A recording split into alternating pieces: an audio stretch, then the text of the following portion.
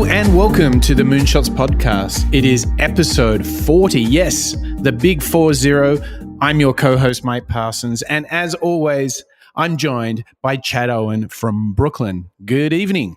Good morning, Mike. How are you? Yes, it's a beautiful spring day here in Sydney.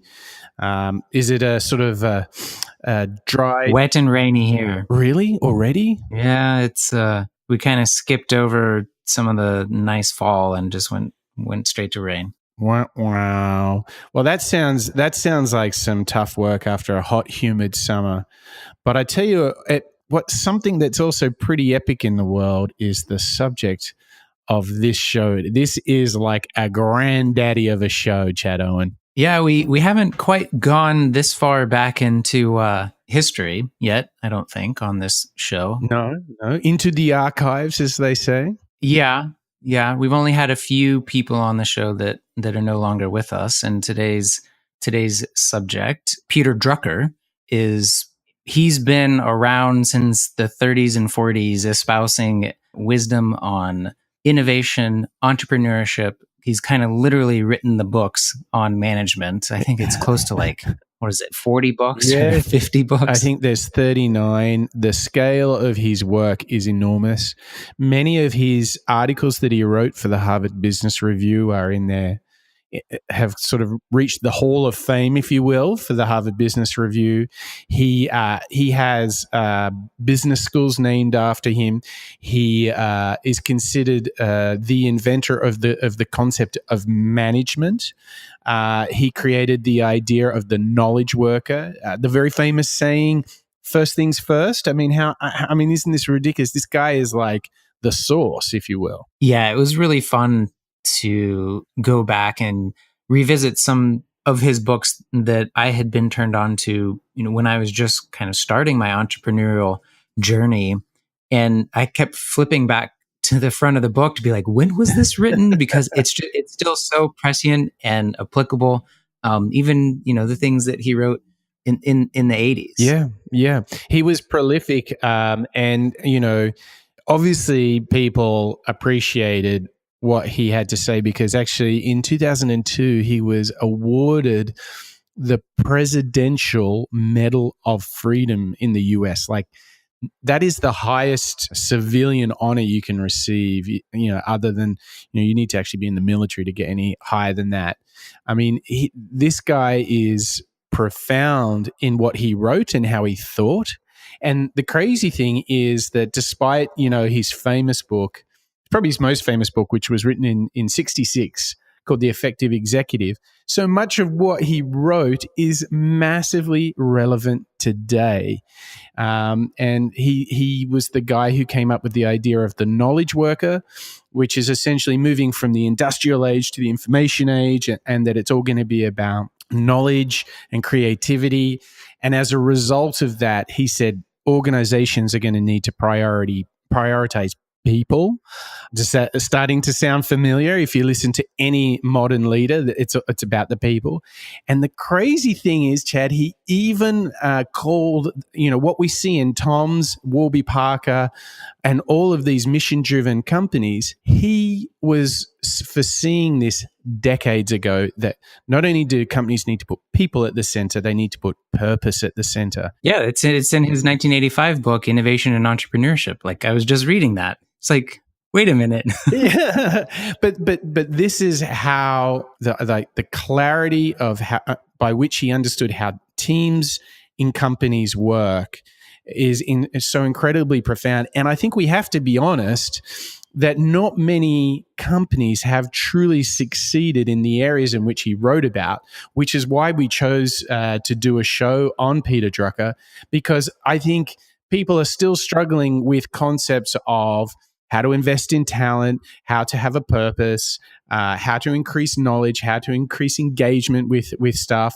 Like, all of these things are top of the list today, even though he wrote about them 40, 50 years ago. Yeah, and this is kind of not even acknowledging his personal life story of living in Germany at the turn of the century and dealing with the Weimar Republic and the rise of national, socialism and the Nazi Party, which, brought him to England and eventually the States. And another interesting thing, especially as we get into this authors series, it's fascinating to me to begin to turn our attention to people that spent most of their careers actually kind of outside of business, so that they can take a slightly different perspective. Now, like, he did a lot of consulting inside of General Motors, and that's kind of where his first famous book, the concept of the corporation, right, where he essentially embedded himself for 2 years to learn how General Motors operated. And I think that's kind of what birthed his theory of management. And then kind of from there, NYU saw how valuable his knowledge was, and they had him for over 20 years teaching in their business school. And then he went to California to essentially kind of found his own MBA program, and that's where the schools are named after him. I've really enjoyed kind of taking a more academic look at entrepreneurship and innovation. So I'm actually kind of excited to jump into the clips here. Yeah, me too. I think just a couple of quick thoughts just to help all of the listeners. First of all, if you want to follow up on any of the books or the links that we reference, and there's going to be a lot in this episode because he was so prolific, go to moonshots.io and you'll get the show notes, all the links, all the goodies. You can listen to old shows, send us emails. Chad loves the emails. Just whatever you want to do, jump on to moonshots.io. Second thing is, we have the curse of history when we do a study of Peter Drucker, and I think it's twofold. Number one, a lot of the interviews and talks that he gave were done in a pre-YouTube era, so sourcing content was a little tricky. And the second thing, Chad, is he's got a very thick Austrian accent, so he's not the most easy to listen to and understand. So how should we set everyone up for how we've pulled these clips together, Chad? Well, I think, Mike, you did a great job of sourcing clips that help convey much of kind of his biggest ideas, from some of his more popular works like The Essential Drucker and The Effective Executive. You and I are going to be talking about his book, Innovation and Entrepreneurship, kind of in our book review section. So yeah, this is kind of our disclaimer, and we really wanted to bring you some great clips from the horse's mouth himself. But, I think for ease of understanding and clarity, we've kind of pulled some contemporaries and people talking about him and reflecting on his work. Yeah. All right. Well, why don't you let it rip? What's the first one you want to play for us, Chad? Well, this is just, one of our typical intro clips, which is, you've heard of kind of like the 4 Ps of marketing and whatnot. Well, Peter has his own concept called the 4 Cs. When you think about Peter, he's sort of like the Babe Ruth and Ted Williams of baseball because of his longevity, his high standards, his sustained excellence. He was a giant in his field, a Renaissance man. He was more than I expected, more than I ever could have anticipated. He was a good man. You've probably heard of the 4 C's of diamonds. Well, there are the 4 C's of Peter Drucker. And these are the values and guiding principles that he considered important, among others. One was competency. You have to have that. The other was character, compassion, and community. Those are at the DNA of effective organizations and effective leaders. The 4 C's, huh? And what's so nice about those 4 C's is how you start to see Drucker has this deep focus on the Renaissance man or woman, the fully matured, intuitive, empathetic leader. And this is a huge theme in his work. He really puts a focus on not only what you do, but how you work with the people around you, how you hold yourself amongst your peers. And I think this starts to set up like a really exciting set of ideas from Drucker. But I kind of love the vintage classic nature of those 4 C's, Chad. I mean, it's so refreshing in this age of blockchain and artificial intelligence. This man wants people of character. Yeah, and really only one of those attributes is, I think, tied to the bottom line of a business, competency. The other three, character, compassion, and community, get at culture, which is kind of the big C that's on top of all of those. And we have all these people so concerned with creating the right culture and fostering diverse and inclusive cultures. But, here we have Peter looking inside a GM in the 30s and seeing, it's actually the culture that matters the most. And again, I don't think that he came up with his theory of management just to improve business performance. I do think it is also to, as you're saying, really support the people and grow well-rounded, people of character, if you will. Yeah. And this is where everything comes full circle. It starts with people. And this next clip is really important because it starts to lay some of the key ideas that are behind, the godfather of management, the godfather of the greatest books ever written that are still relevant now. So let's have a listen now to this idea of how it's all about people first. He left the lecture saying, I didn't hear anything but from Keynes, but things about commodities, particularly money. And I don't particularly care about money, which is interesting, having written 36 management books, but I care about people. And I think if I had to pick this single one thing about Peter's whole career, it was about the interaction of people more than it was getting people rich. So you realize he's just left a talk there from John Maynard Keynes, considered one of the greatest economists ever to have lived. And he's like, that's all crap. He never talked about people. He's just talking about money and policy. And Drucker's like, it's all about the people. I think that is so classically Drucker. He's confident in what he knows and what he thinks, but most importantly, he knows that everything starts with people. Wouldn't you, Chad, say that when you look at great sports teams and great companies, you will often find that the culture that you talked about is led by this people first idea? There's some sort of culture and bond amongst men and women that when they're working in the right way, when people are heard and people are listened to, when people are contributed and given the right sort of feedback, it's this idea of people first culture, isn't it? Absolutely. Or a culture first organization. And one of my clients, kind of has that as their motto. And many of my other clients are very concerned and actively working towards, fostering putting culture first inside of their organizations. And you might think it's a new idea, but it's not. Again, I think in many ways, Peter was ahead of his time in talking about this, and it's kind of taken us 50 years plus to really process it and truly understand how important it is. And I think part of that is kind of tied to the business cycles that he talks about. He kind of conceives of business cycles in like 50, 60-year waves.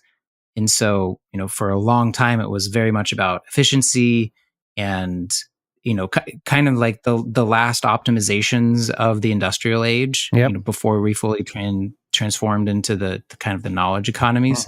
And so we're now kind of doing all this catch-up work to repair the people side of the economics equation and not just make it so much about money. Yeah, and this gets us beautifully to this next thought around Drucker and his legacy and his work, which is, look, taking care of people is just the right thing to do, but when you do that, you can unlock enormous potential, not only in the people as individuals, but in teams, and not only in teams, but in companies. So let's have a listen now to some commentary on Drucker's thoughts around the power of people.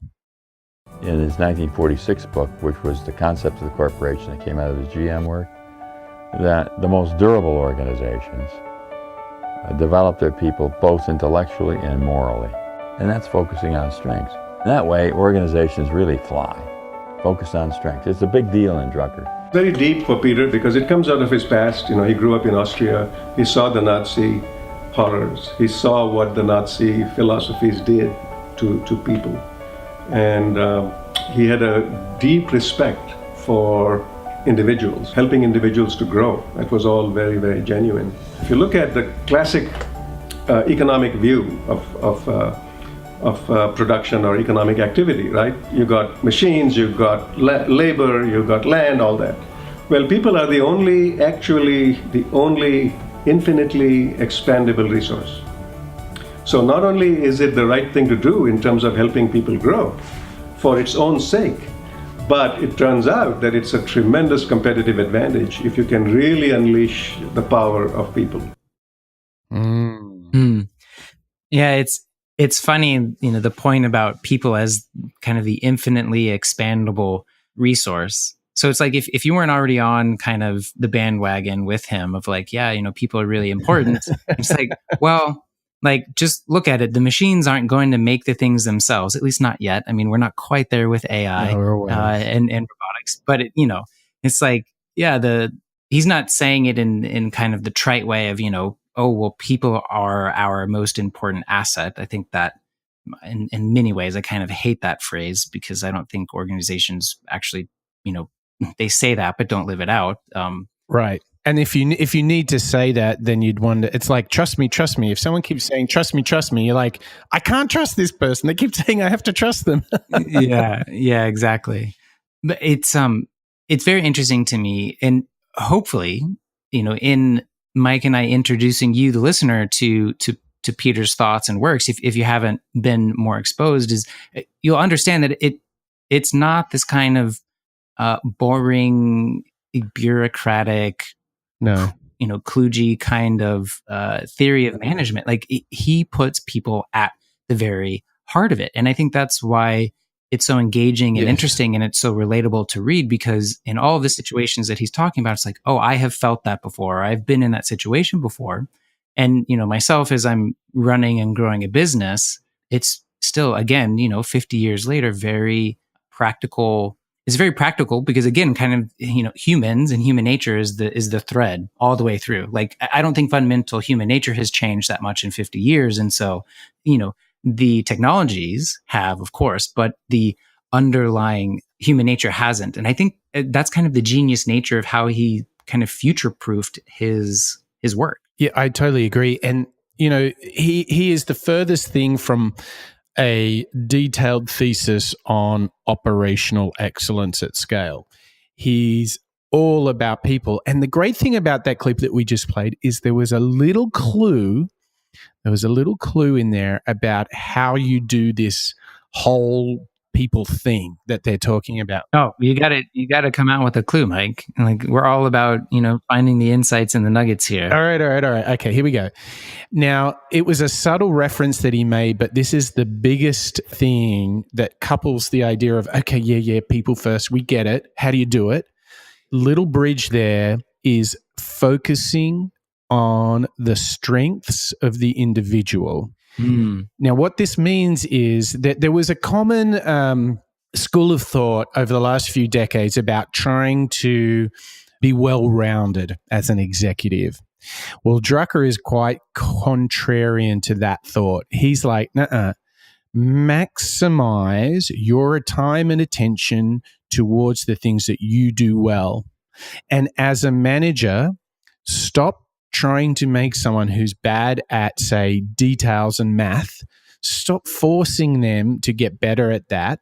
Give that job to somebody else who it naturally fits. And it is your job as the manager to ensure that your people are spending more time doing things that relate to their strengths, because when they do something they're good at, they succeed, they get positive feedback, they grow, they contribute, and they feel good about their work. Stop trying to force people out of their strengths into their weaknesses. And this is the key bridge. Your job as a manager is to work out what your people are good at and maximize their time doing it. That is probably one of the biggest practical ideas that Drucker has. Get into your strengths and get your people into their strengths. So obviously when you're recruiting, if you've got 5 people who are great at details but poor at, say, big picture stuff, then the next one you hire is a big picture person and reorder it like that. And if you look at great sports teams, this is where you see it all the time. Oh man, they're great at offense, defense, their transition's good, they're good from 3-point shots, they're great under the net. This is play to your strengths. Yeah, I think if you kind of, mapped someone's capabilities, Exactly. there's going to be some peaks and troughs. And really what Peter's saying is amplify the peaks, make the peaks much higher, as high as you can, and focus on that. And don't really worry about filling in the troughs, because when you begin to overlay these graphs of different people, then you're kind of hitting the top of the graph, between different people. And yeah, I think it's a little counterintuitive, but there's a lot of writing and research and thought that's come out, since. Yes, exactly. I'm thinking of like StrengthsFinder and other things that really, again, just focus on strengths, and it's kind of like delegating or partnering or hiring to kind of mitigate, as opposed to, sure, if there's like a huge deficit that must be filled, kind of do the triage to do that, but really spend your time and focus on your strengths. Because here's the thing, when you start getting people playing to their strengths, this is when you get organizational transformation and you move away from playing defense, you get into offense, you have the potential to do amazing things. And this next clip is just so perfect, because this is setting up the Drucker idea of like the way to get to greatness is through empowering your people and giving them a mission that they believe in. And this is so, if you think about the turmoil and all the polarization right now that we live in this modern world, this thought is so relevant. So this is some commentary on how to achieve great things through mission and empowerment. He understood that organizations were imperfect at best and often largely misguided. And at the same time, he had this sense of, if you could tap into the mission or create a mission or a purpose, a sense of focus, and then get individuals who themselves had tremendous limitations but have one area of genius, and empower that area of genius and enable those individuals to work constructively together toward that unified purpose, that great things could be accomplished. This is really fascinating, because Mike, you and I are actually just kind of talking about something that relates to me and my business right now, of, how to bring people together to do great work. And there it is right there.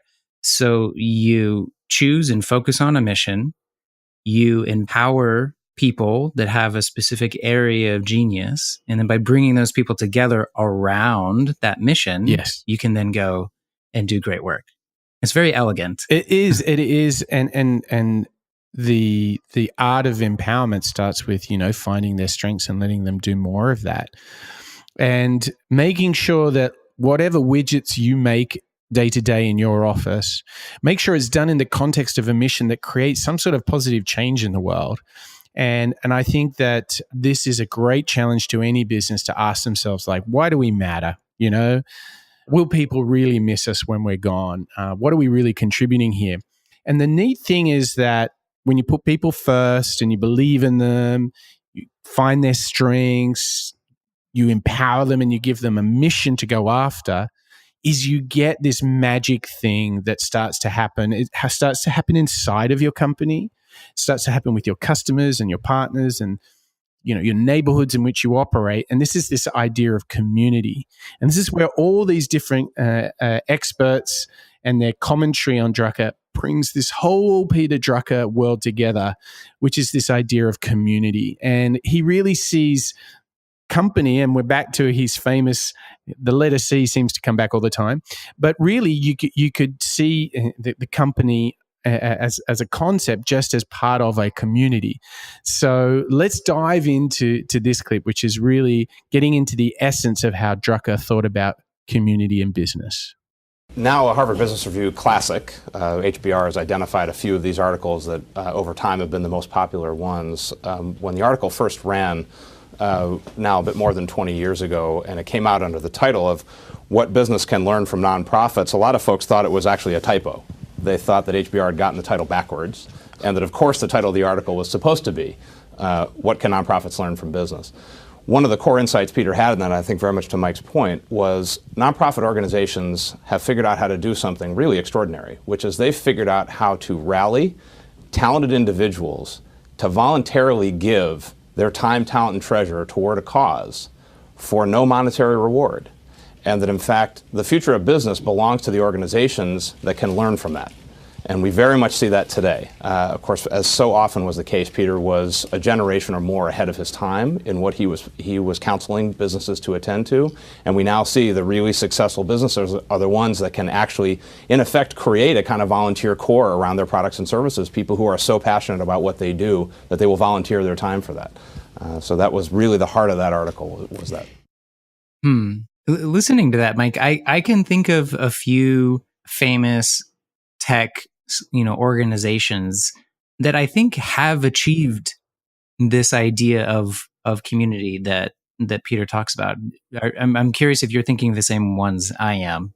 So we'll go back and forth and just maybe name a couple here. So I'm gonna start with Google. I think Google's done that. Created community. Yeah, I'll go totally different type. Etsy is a community of creators and hobbyists. Yeah, I work across the street from them. In fact, they have. Yeah, cool. I've been to their offices and can say that yes, it is a wonderful community there. All right, who else on yours? I'm gonna say, oh yeah, see, this is tough now. I think Lyft has done it. Yeah, certainly a stark comparison to Uber, right? Mm-hmm. The whole thing of sitting in the front seat, like it's so simple, and yet I think it just embodies that idea of community. Yeah, it does. It does. What about like Khan Academy and Code.org? Oh yeah, yeah. Well, I think it's this fascinating. This can be abused. Yes. Yeah, yeah. And this is kind of where I was going, at least leading off with Google, because I think you can over-optimize the community to extract. It becomes about extracting more value and time and talent from your people, as opposed to having them graciously and without thought, giving it back because they're rallying around this cause that they say. And I'm thinking about things like, company perks and those sorts of things. It's really it's got the veneer of community, but it's not real community. That's absolutely right. And I think you can go a couple of ways with this. I mean, there's a number of classic selling schemes. What's the famous vitamin? I think it's a vitamins company in the US, which uses the Amway model where you buy in and then you sell to others, and they're always getting in trouble. Oh, I can't remember the name. But I mean, you could. I don't know. Yeah, and I can think of a few. But you can even expand this thinking to, are you creating community? And this is where I think Facebook is in a very tight situation. Are they creating community or exploiting the community? And this has been at the heart of the challenges they've had this year, because I think the line is so fine with them. I think Google's actually in somewhat of a safer place, because maybe unwittingly their failure in social media has meant that they really don't play an active role in that space, whereas Twitter obviously and Facebook are much closer to that. And I think that really what we can take from this is that having purpose energizes not only your staff, it's your customers and your partners. And I think of great successes like Tom's, Charity Water, Warby Parker. Warby. Like, these are companies that put, giving back at the core of their mission and proposition. And you think about what Warby has gone on to do. They took on Luxottica. Luxottica literally makes most sunglasses in the world. They distribute most sunglasses and they retail most sunglasses. And they came in and said, well, this totally sucks. And they challenged the status quo. And I think they've done fabulously well as a result of it. And apart from being yeah, and it's not just what they're doing, it's also their company cultures as well. They are all known for creating a community within the organization as well as without. Absolutely. I totally agree. And, if you're really interested in this idea of community, I would really encourage everyone to explore the idea of a benefits corporation. So these are for-profit companies, but the most important thing that they do where they differentiate is that they choose not to put profits before everything else. They choose to put the community and people and the environments in which people are living before their profits. So they're perfectly free to make profit, but to do so very much Yvon Chouinard style, Patagonia style, which I think can bring great value and benefit to the people around. So if you are interested in this idea of building a company that is really designed to contribute positivity and value into a community, I would really research the benefits corporation idea, and we'll put a link in the show notes to that because it's really interesting. And that stuff. Be sure to check out our episode on Patagonia founder Yvon Chouinard. Patagonia is a B Corp, and they're probably one of the most profitable, if not the most profitable B Corp out there. So if you don't think that putting people and purpose ahead of profits will make you money, just look at Patagonia. Totally. And this all really kind of fits into this bigger picture of doing business is more than just dollars and cents. It's really about the full picture of working with people, understanding them, serving the pains that they have, trying to solve those, trying to create gains for them, and trying to think of not just the binary nature of business, of transactions, but thinking of it as a whole spectrum of human behaviors, thoughts, ideas. And this last clip that we have is some great thinking around how Drucker really saw the practice of management as being all about the liberal arts. I think that is a part of the genius of Drucker, that he gets you thinking about issues. He throws out things like management is a liberal art, the practice of management, which really did codify the practice of management. And he just threw that out. Well, it turns out that there's a whole lot behind that. It's true. It starts you thinking. One of the, I think, important insights of Peter's was his recognition that management is a liberal art, that it's not simply learning how to do productivity or how to do marketing, but the really effective leader needs to understand psychology, needs to understand religion, needs to understand science, the whole series of what make up the liberal arts that inform the decision. I'm going to play devil's advocate here, Mike, because we spent a lot of time talking about focusing on your strengths. Mm-hmm.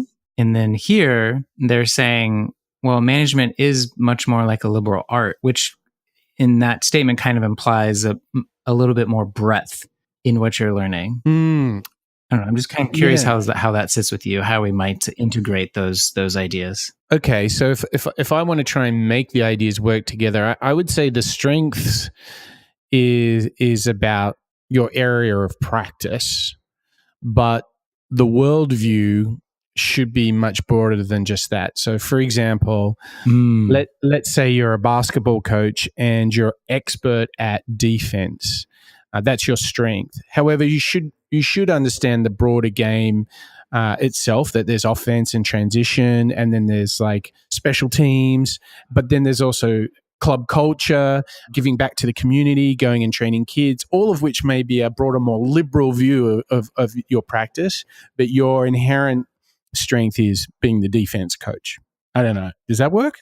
Yeah, no, that's a good one. And I would almost go back to an earlier clip where they're talking about Peter saying that it's kind of the organization's job to not only develop someone intellectually, but also morally. I was like, whoa, morally? It's you don't think that's like that morality and management. It's just like, whoa, it's like oil and vinegar. Like, I don't know how they integrate, but Well, what's interesting is Yvon Chouinard. You'll remember when we did his show, he was like, who wants to be an executive? They're like scoundrels and thieves, right? Yeah, I'll be a dirtbag for life. Yeah, remember that? And I think if we look at a lot of what we are exposed to is the failings of executives. And we've seen a lot of that over time. But what's interesting is that the greatest companies of all time have usually behind it this great culture, dedication from the founder, putting people first, finding their strengths.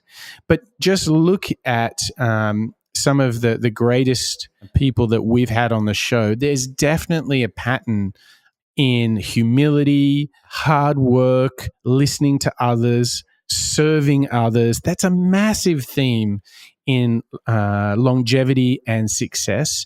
And I think what we're hearing here is that in the end, the good guys win, right?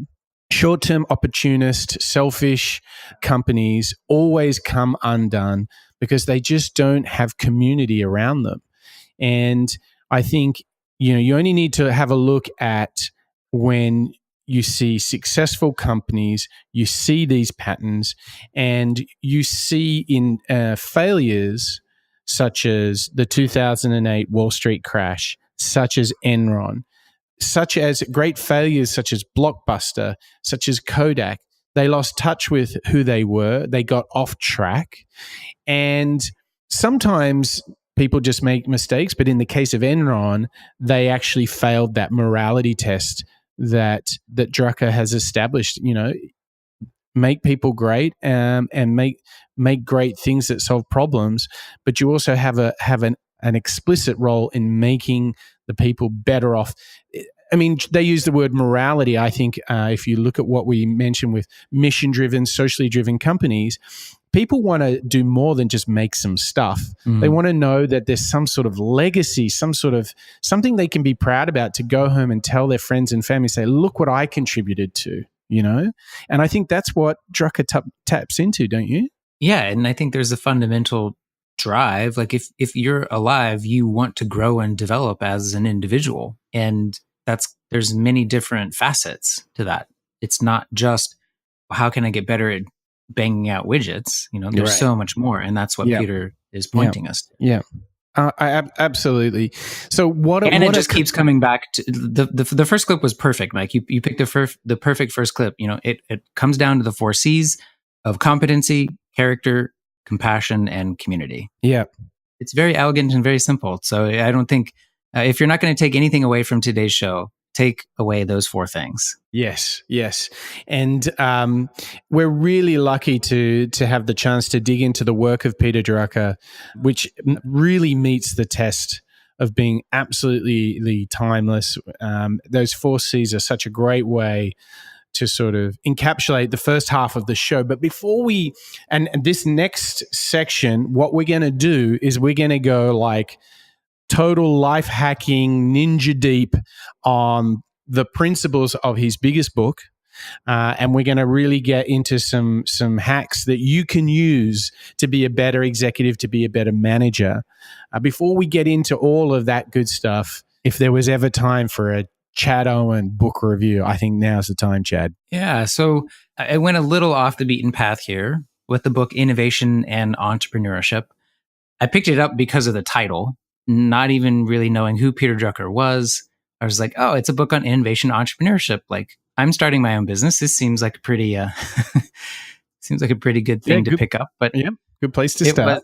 It was 10 years ago almost, and it's a hefty tome, and I didn't quite make it all the way through. But I revisited it in preparation for the show, and I was just really struck. It was written in 1985. I was just really struck with how timely and relevant it is to today. And there's just a few simple ideas that we can take from the book. And I would highly encourage you all to at least Google kind of summary or slide deck or something for this book, because I think you can get a lot of good information from just some summaries. But it's very interesting to me how he ties innovation and entrepreneurship together. One kind of slap in the face to me when I was first starting out is, as I was reading it, is I was essentially, Peter was telling me that, I wasn't an entrepreneur and I wasn't innovating. I was just a small business owner. It's like, oh, that kind of hurts. I want to be an innovator. I want to be an entrepreneur. Wow. But it's interesting, the distinction he makes. Small business is not entrepreneurship. He's very clear in saying that. So starting another restaurant or another gas station or another what's on the block here that's opening up. There's always something new opening up. It's not opening up the next Starbucks or another franchise. And it's also not a personality trait, which again was a very interesting realization to me, especially now as I'm kind of reflecting on 10 years. It's an entrepreneur searches for change, and inside that change, opportunities to exploit it. And that exploitation is the innovation. Yeah. And so innovation and entrepreneurship are kind of very intricately linked in that way. They're intertwined. So I'm kind of curious, Mike, from your experience and point of view, how do you connect or relate these ideas of innovation and entrepreneurship? Yeah, so as soon as you were saying that, what came to mind is Musk and Branson especially as the hunters of change, right? Of all the people that we've done shows on, it feels like those two are the greatest searchers of change and looking for the gaps inside of that where they can produce new products and services. So they certainly strike me as being the real entrepreneurs. And definitely when I think about Yvon Chouinard, who we've mentioned a lot, he was sort of an accidental entrepreneur, if you will.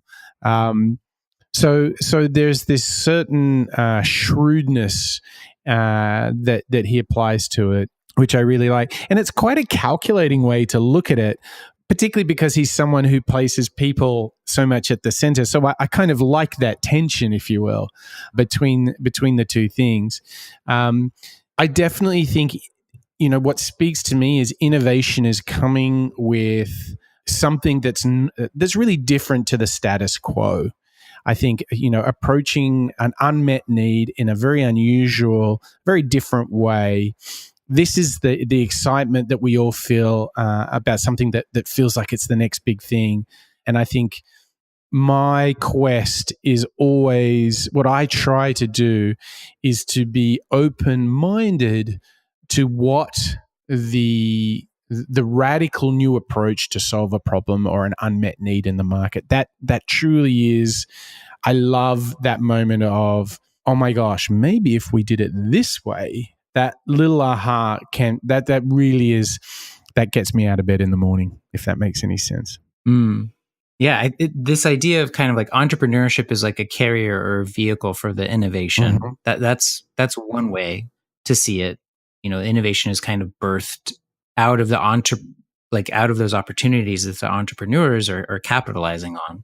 And that innovation doesn't necessarily have to be technological. That's another big point that he makes in this book, is that, actually most of the new quote unquote technologies aren't high tech, and the innovations in the broader marketplace aren't high tech. That's kind of what the media focuses on, and that's what's most popular, but that there are many kind of unsung innovation giants. That's right. As we've seen, as we profiled individuals way outside of Silicon Valley, it's not just limited to those sectors. Yes, and I think the reason that technology takes so much of the limelight is that technology, and particularly things such as the internet, software, data, and all that kind of good stuff, has the ability to move so fast and to get to such enormous scale. And that's what's the mind-blowing element, is to think that, 20%, 30% of the world's population is on Facebook. To have achieved that scale in just over a decade is just pure ridiculous. And that's what why technology gets us so excited. What a fantastic book. So that one was Innovation and Entrepreneurship. I know that obviously we've talked about The Effective Executive. That was another great book. What else are some of the must reads on the Drucker list as far as you're concerned, Chad? I think to round it out, I would put The Essential Drucker on there. That is something that he wrote himself as kind of looking back.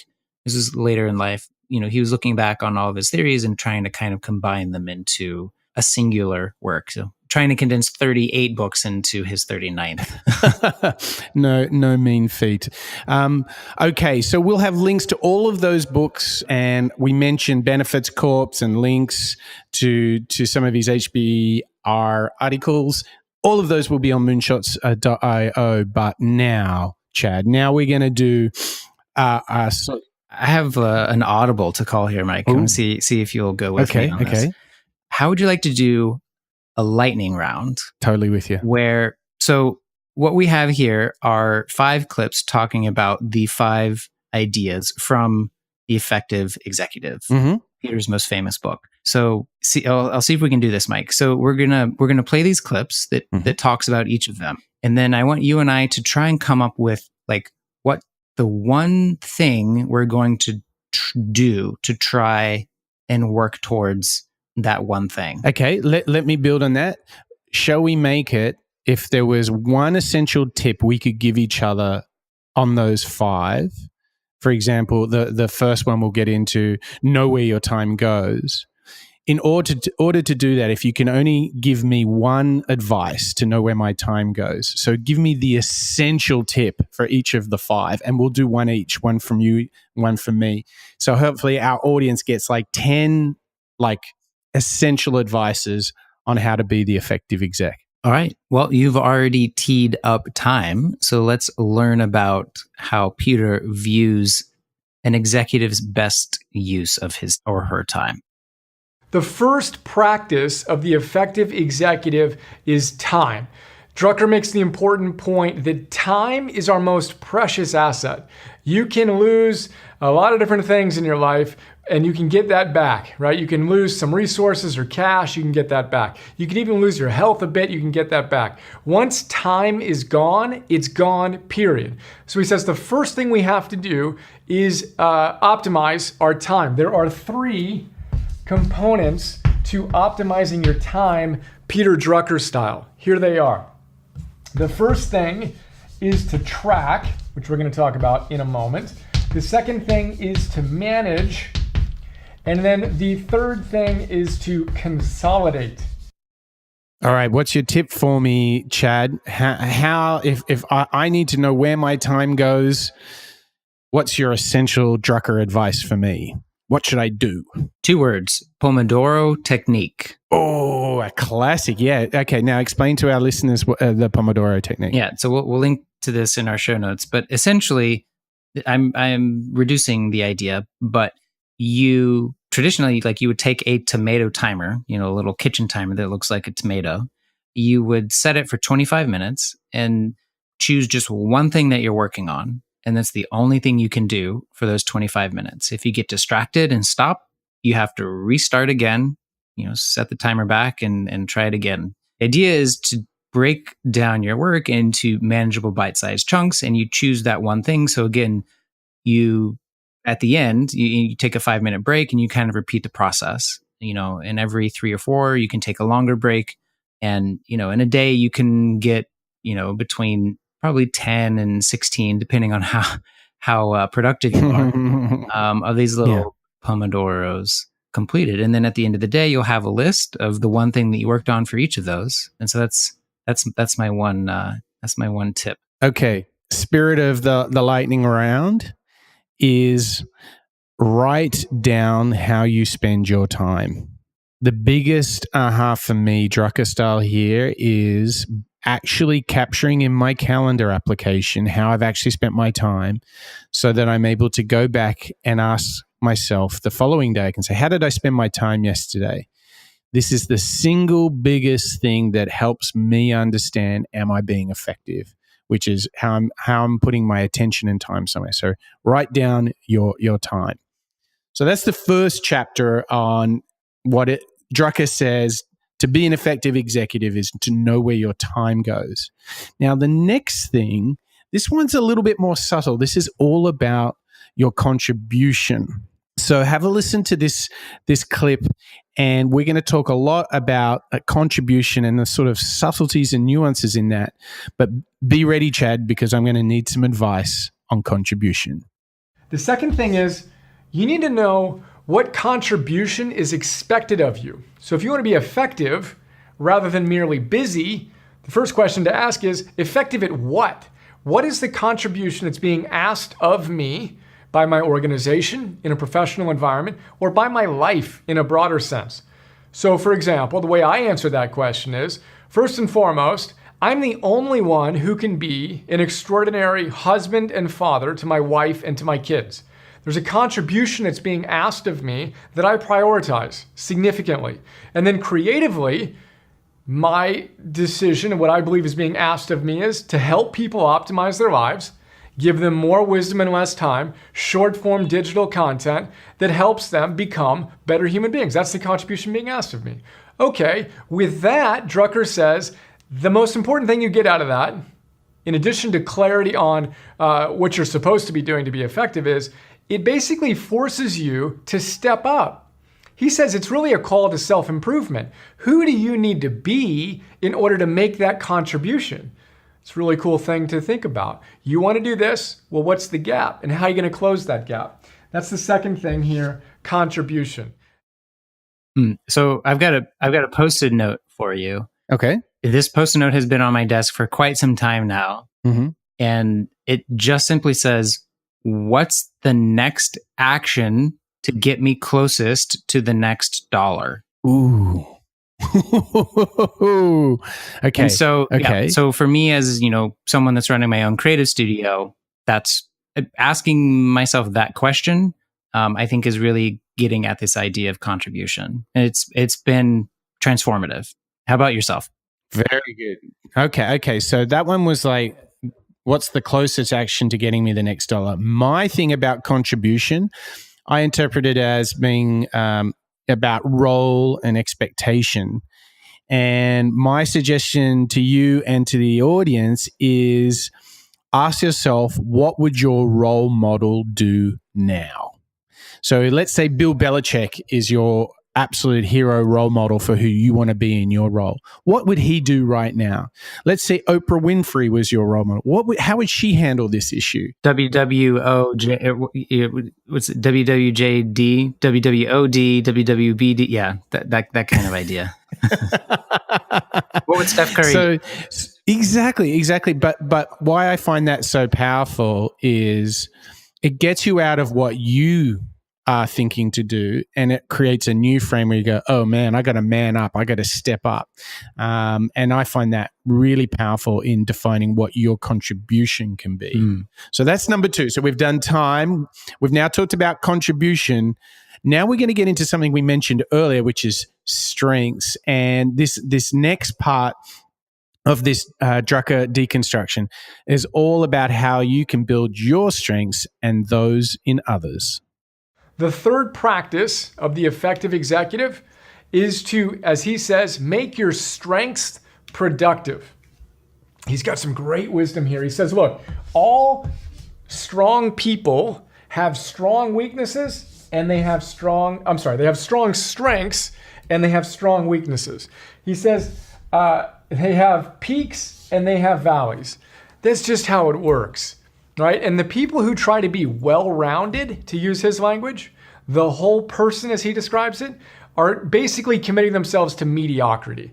He says, don't focus on your weaknesses, focus on your strengths and lean into them so hard that you make your weaknesses irrelevant.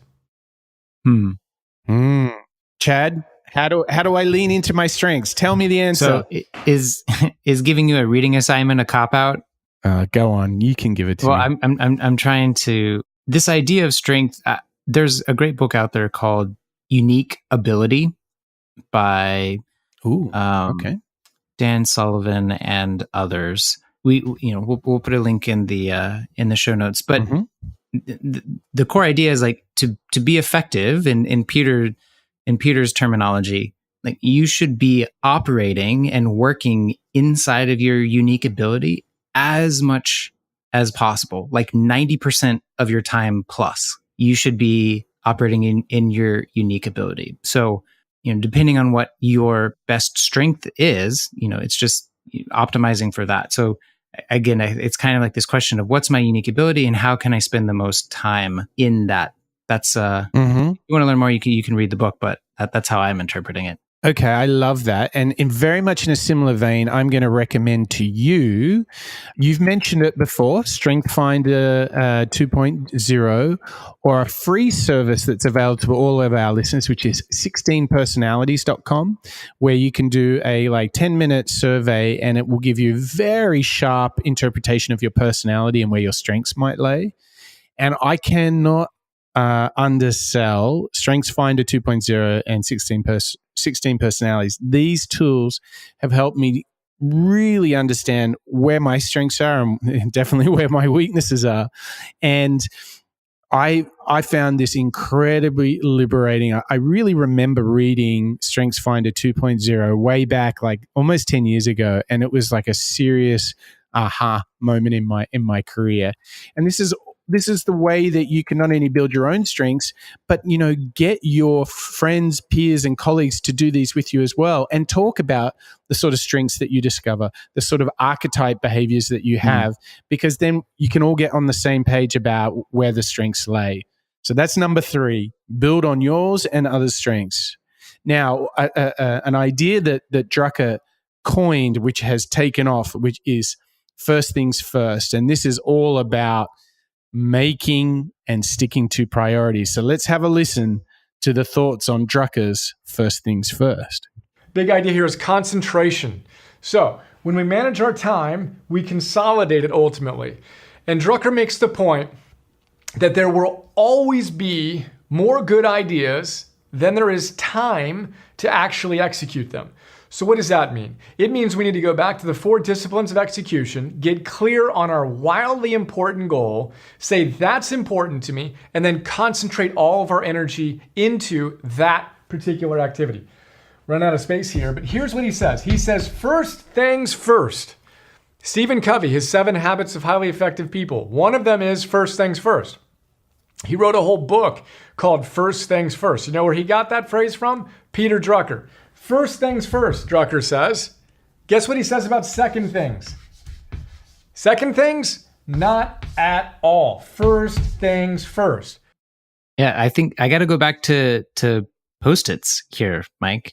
Here we go. Yeah, I don't have big notebooks and sheets of paper on my desk that I use to plan my day.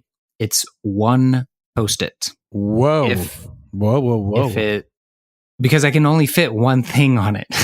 So if I only, I write the one thing that I must do on that Post-it. And when it's done, I crumple it up and I throw it in the trash. Love it. My one is do the most important thing at the beginning of the day. Mm-hmm. Right? If you're going to write a script or make an edit, do that between 8 and 11 in the morning. I really have this thing in my mind. I avoid, I really do everything in my human power to avoid any meetings before lunch. Anyone who's had a meeting with me knows invariably it's either lunch or later. And that's because first things first. And I take that quite literally. I try and do my writing in the morning, my thinking. The most important work comes in the morning. And amazing to think that Drucker coined that whole idea of first things first, huh? Yeah, there's this interesting or funny quote that I think might be misattributed to Mark Twain, but supposedly he said that if the first thing you do every morning is to eat a frog, you can go through the rest of the day with the satisfaction knowing that that was the worst thing that you had to do that day.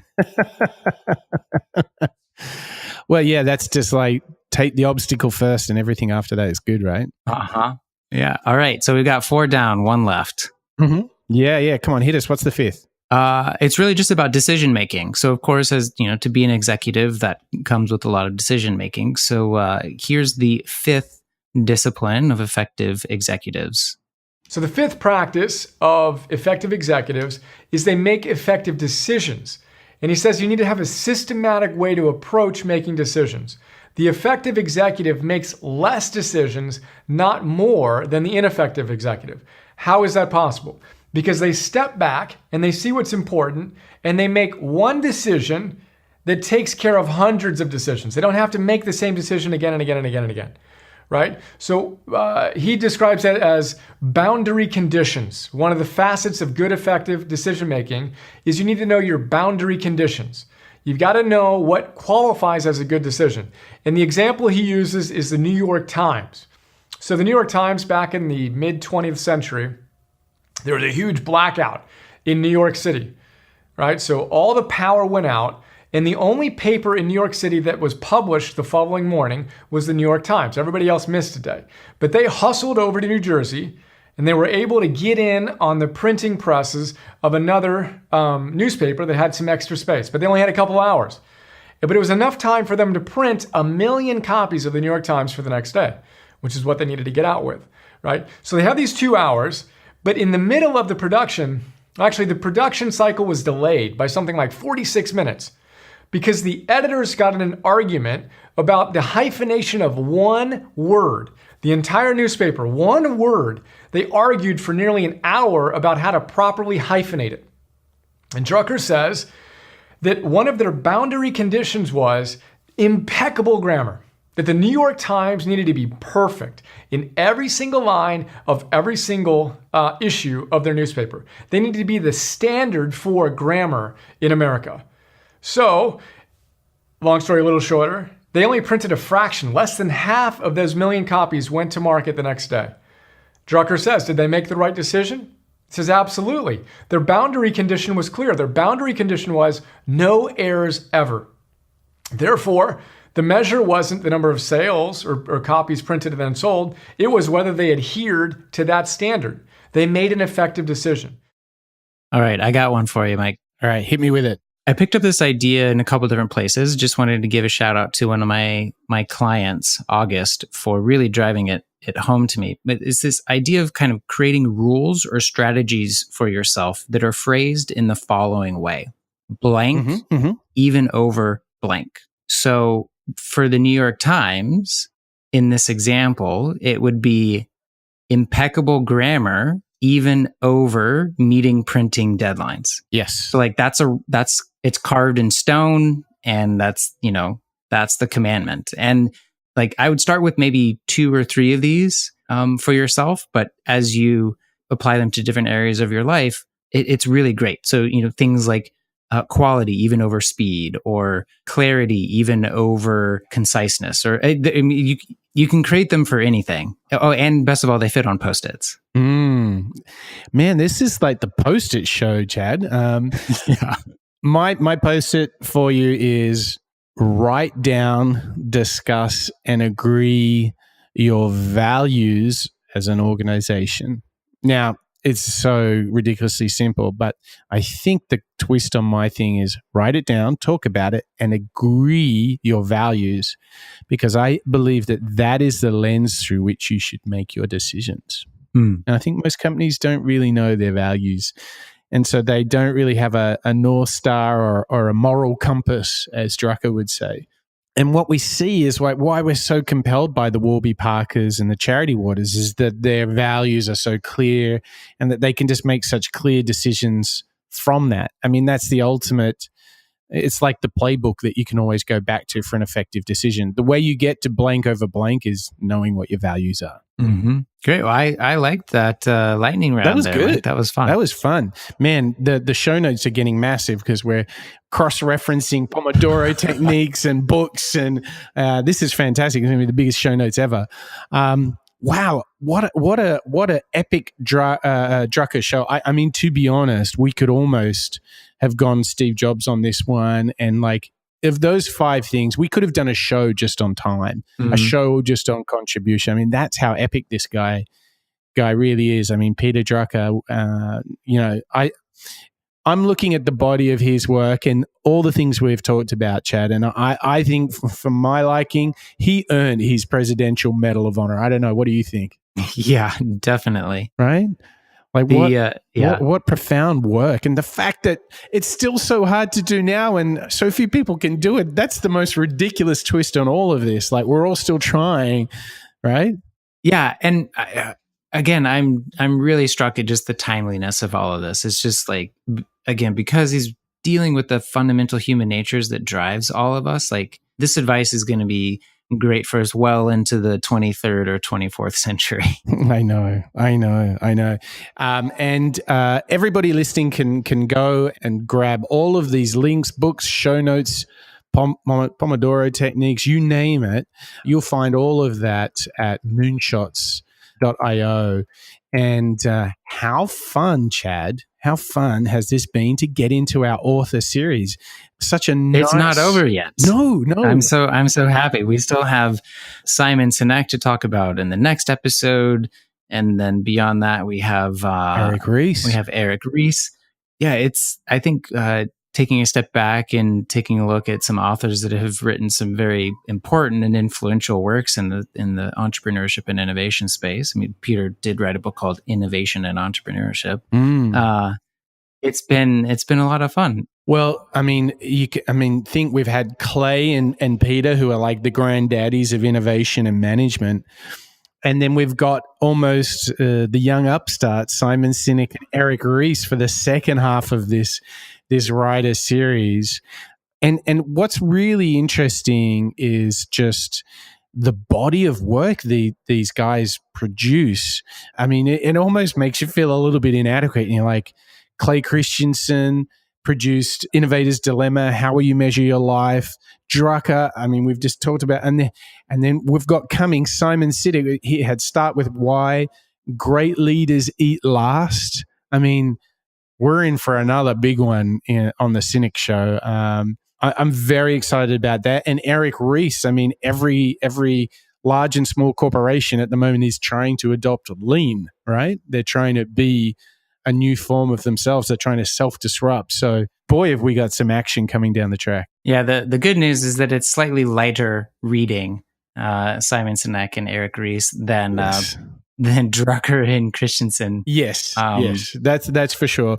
Way more digestible, but no less potent. I might suggest. Yeah. I'm really looking forward to it. And I wanted to put the question to you, the listeners, if there's any authors that you feel like we have grossly overlooked, shoot us an email at hello@moonshots.io, and maybe we'll come back and revisit some more authors later down the track. Yep. We could definitely do another series of authors, and we should point out to our listeners that once we finish the author series, I think we're going to do the Greatest Investor series. Dun, dun, dun. Yep. So who? Which of course we can't fit into like just 3 or 4 episodes.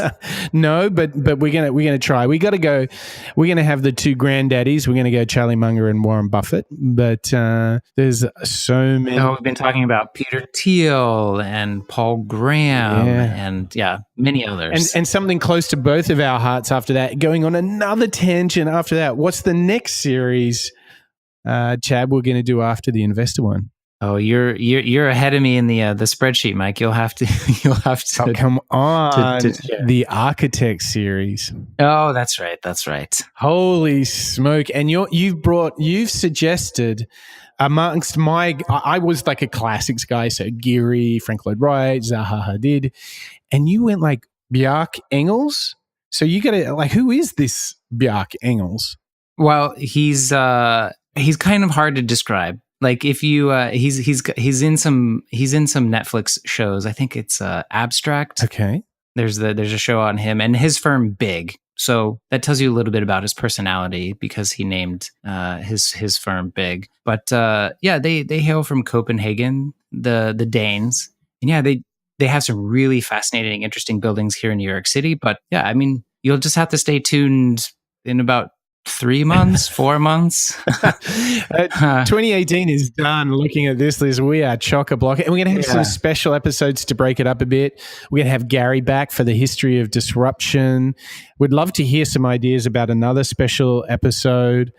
Yeah, and we might try and do another live show before the year's out. What do you reckon about that, Chad? In 2018? That sounds nice. Yeah. We got to squeeze That's it news in. to me. You're a busy guy. We got to try and squeeze it in your agenda, but I might start working on that idea. All right.